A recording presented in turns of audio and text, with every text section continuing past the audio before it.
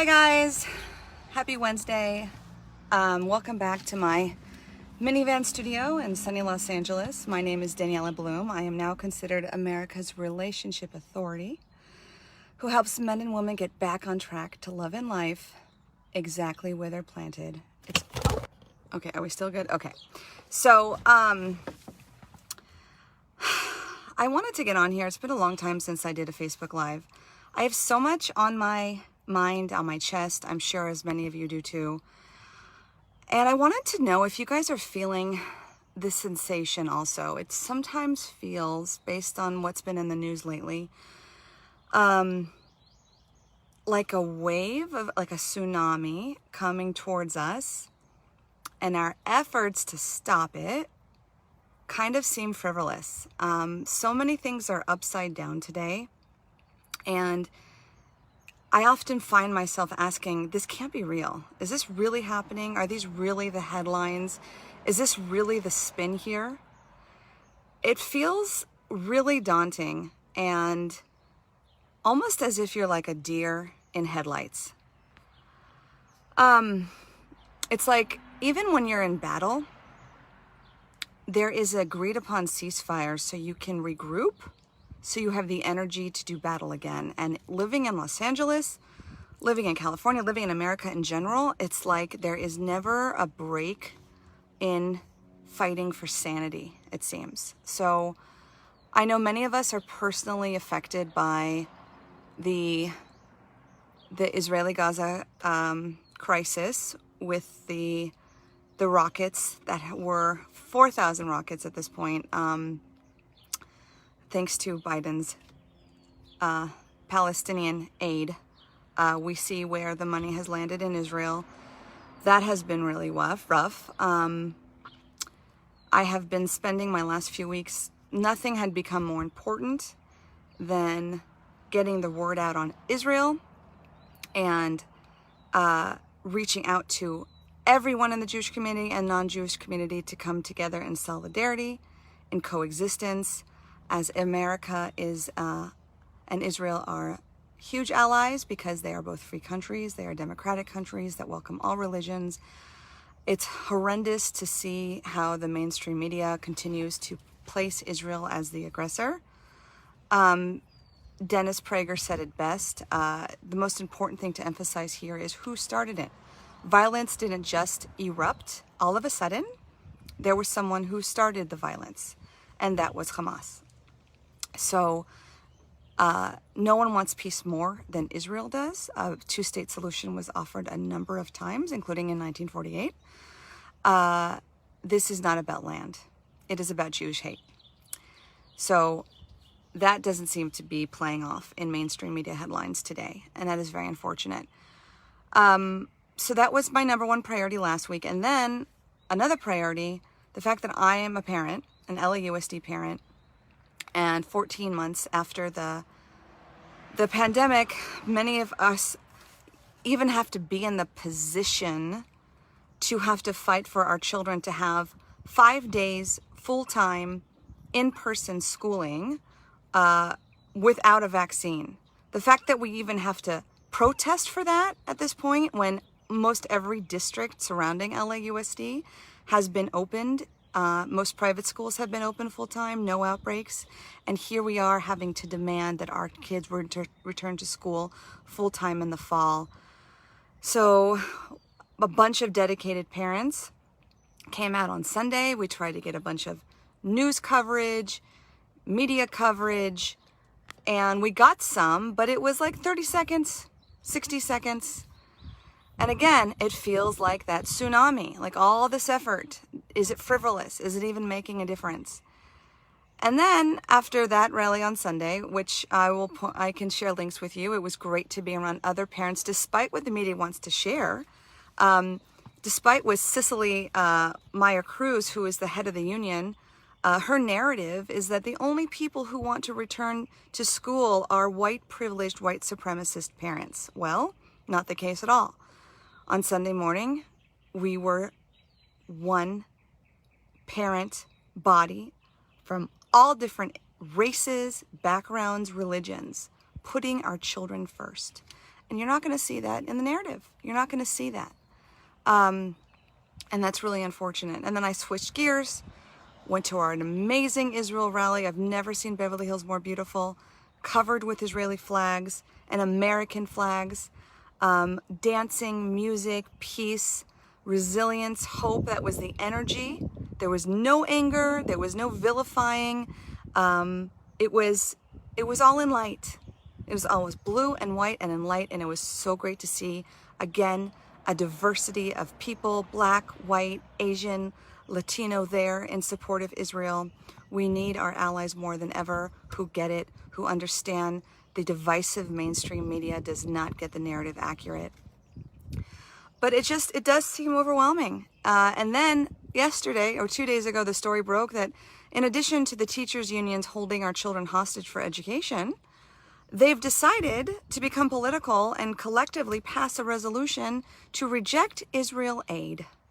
So since when does a public union have a say on foreign affairs and foreign policy? Like, are they experts in the Middle East?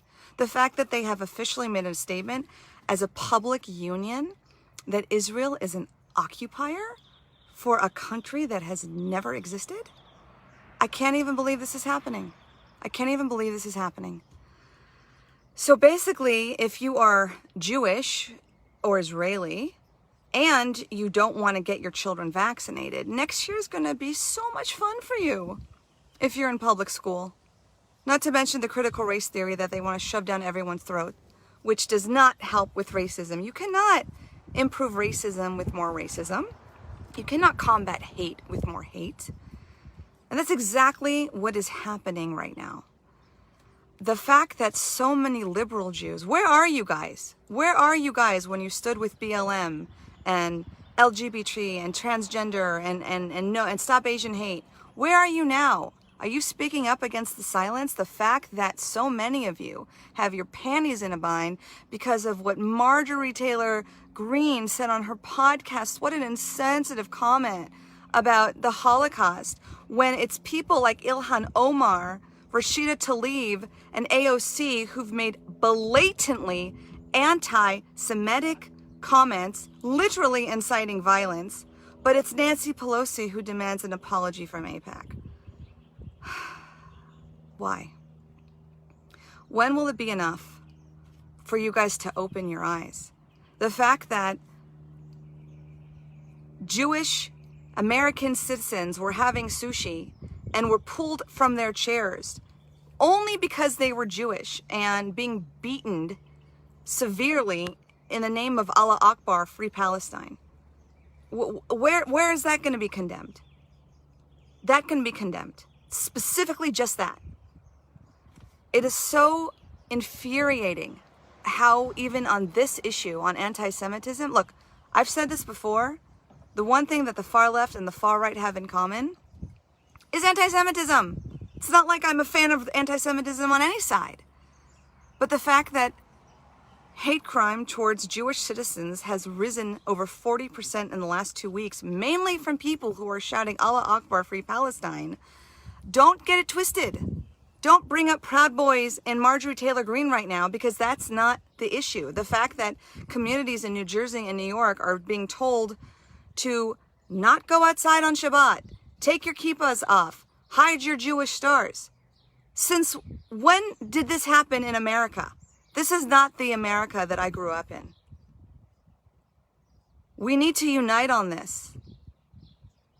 Open your eyes. I mean, what is it going to take, people? What is it going to take this seriously? What else needs to happen? What else needs to happen? You know, we have people in office who may be saying the right things, but there's no action. You cannot condemn anti-Semitism and in the same breath also condemn Islamophobia, which is not a threat right now. There is no rise in Islamophobic hate crimes. There are a rise in hate crimes towards Jews and towards Israelis. And may I remind you again, Israelis want peace. We want the best for the free-thinking Palestinians who are also trapped under a terrorist government identified from the US and the UN as such. When you have other Arab countries like the UAE stepping up and saying Hamas needs to be condemned, why is Israel being vilified? This tiny country the size of Delaware. Speak up. You know, with Black Lives Matter, silence is violence, silence is deafening. So why can't that apply here too? It is an American value. Okay? It's not about one race's pain is more crucial than the others. When a people, any American, is suffering from racism, of bigotry on any kind, as Americans, we need to stand up and condemn it. It should not be a competition to whose pain is more valid. That's bullshit. Today is the eve of George Floyd's untimely death, this time last year. Ben Shapiro had an amazing podcast on this today, where he goes into the statistics of how far we come. Are we safer? Is there less racism? No. In fact, it's way, way worse. Again, when you use vilifying and racism to combat an issue, it just breeds more division.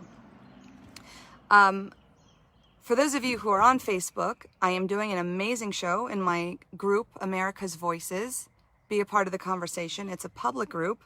We have an amazing panel tonight. It's called Being Black and American Today, and we have a wide range of Black Americans from across the political spectrum to have a candid grassroots conversation about this topic. It's a throwback to be able to actually have a dialogue without it being aggressive, without using disparaging remarks. It's not about being right or wrong. It's even being able to respectfully agree to disagree. So I'll link the information above. I think there's already information on it on my page. America's Voices, be a part of the conversation, which I also learned, you know, again, back to my tsunami scenario. I'm doing my best to grow an amazing platform for free thinkers and open-minded people to have grassroots conversation again. And I'm seeing right before my eyes how Facebook is suppressing my group. I'm seeing people who are joining it one week, all of a sudden are no longer joined the next week. You know, I don't know if it's because there's conservative voices on there, but it sucks to feel like the rules are not the same for everyone. It sucks to feel like no matter what you do, you can't freely express yourself with the same tools like everyone else, because you might have a different opinion. That sucks. That's a horrible feeling to feel in a free-thinking country like America. It doesn't feel so free right now. So what I'll say is this. I do feel jaded and daunted, and I feel like so much of my energy is spent. Like, am I spinning in my wheels? Is anyone listening? Am I making a difference? But then I look at it from another perspective. I had the absolute pleasure of meeting Dennis Prager in person, not once, but 3 times this last week. And being in direct touch with him for some amazing, incredible ideas to further expand PragerU into, I think, much needed lifestyle content, because there's half the country who is really jaded and really not happy with Hollywood and mainstream media, yet they are starving for great content that embodies their free-thinking values without a fear of being canceled. And I think PragerU is a great place for that. It's already built such a trusted audience, and mostly young people, which also gives me hope. So the other thing that gives me hope is, even though not many people are seeing my show yet, even though Facebook and YouTube may be suppressing my content, this is making me emotional. I get to meet the best people. I get to meet the best people today that I never would be meeting otherwise. Lee Newton Rhodes, a Democratic presidential candidate who's running for president in 2024. Sarah Stevens, who is running for governor currently. We don't have a lot of time. As soon as Governor Newsom's recall is official, there's really only 30 days to get in 7,500 signatures, and she is ready to go. I'm meeting people in the Uber. I'm meeting people walking down the street people who just want to be part of an honest American conversation again. The moderate, level-headed people of our country whose voice has been lost. That is why I'm doing what I'm doing. We are constantly being put into one category or another. We're constantly being painted by one big paintbrush, and many of us actually have level-headed voices of the moderate. We're not just black and white, all liberal, all Republican. We are Americans who are frustrated, who don't feel that we can speak out, who feel that no matter what we do, we have a narrative that overrides what we see and know to be true for ourselves. So, if that gives you guys any solace, it gives me solace. We are not alone. We are over half the country. Especially in California, we are not alone. I know a lot of people have moved out. Our census has gone down by 2 seats. But for many of us who are not moving out, who want to be a part of the solution, we are movers, we are shakers, we are doers. We are doing things. If you guys want to do things, reach out to me. I will give you a pledge to sign. I will give you a rally to show up to, because we are not alone. So thank you for listening to my Wednesday rant. If you too want to be on my show, America's Voices, my public group is called America's Voices. Be a part of the conversation. You can find me on YouTube, America's Voices, Daniella Bloom. There's a link on the group page, the YouTube page, to the join my list. And you too can be a part of the conversation. This is an invitation to anyone who would like to have an honest, candid conversation again. We'd love to have you. We want your voice represented. God bless each and every one of you. Am Israel Chai. We are here to stay. God bless America. And I'll see you tonight if you'd wish to join our call live. We'd love to have your comments. Thank you for listening. Lehitraot.